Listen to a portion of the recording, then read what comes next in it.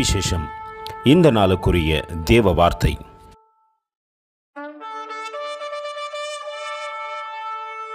The preacher sought to find out acceptable words, and that which has written was upright, even words of truth. Ecclesiastes 12:10. ప్రసంగి ఇంపైన మాటలు చెప్పుటకు పూనుకొనెను, సత్యమును గూర్చిన మాటలు యథార్థ భావంతో వ్రాయుటకు పూనుకొనెను. ప్రసంగి గ్రంథం 12వ అధ్యాయం 10వ వాక్యం. இதமான வார்த்தைகளை கண்டுபிடிக்க பிரசங்கி வகை தேடினான். எழுதின வாக்கியங்கள் செவையும் சத்தியமானவைகள். பிரசங்கி 12:10. அன்பின் தேவ பிள்ளைகளே, எந்த மனுஷனையும் சந்தோஷப்படுத்தத்தக்கதாக தேவனுடைய பிரசங்கி பேச முடியாது என்பதை நாம் புரிந்து கொள்ள வேண்டும்.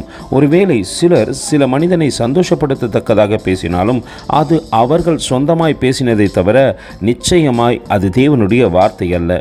இங்கு பிரசங்கி தன்னுடைய அனுபவத்தை சொல்லுகின்றான். இதமான வார்த்தைகளை தேடினேன், ஆனால் இங்கு கிடைத்ததெல்லாம் செவையும் சத்தியமானவைகள் என்று. உண்மையும் சத்தியத்தையை தவிர வேறொன்றையும் இங்கே எதிர்பார்க்க முடியாது. அதுவே தேவனுடைய பிரசங்கி. நாம் தேவனை தேடுவோமானால் நிச்சயமாய் கடிந்து கொள்ளுதலை ஏற்றுக்கொண்டு நல்ல வாழ்க்கைக்கு திரும்புவோம். அப்படி திரும்பத்தக்கதாக தாழ்த்தி நம்மை ஒப்புக் கொடுப்போமா? கர்த்தர் உங்களை ஆசீர்வதிப்பாராக. ஆமேன். எங்களோடு கூட இணைந்து ஊழியம் செய்ய விரும்பினால் இந்த வார்த்தைகளை மற்றவர்களுக்கும் பகிர்ந்து கொடுங்கள். இது ராஜ்யத்தின் சுவிசேஷம். Thank you for watching. God bless you.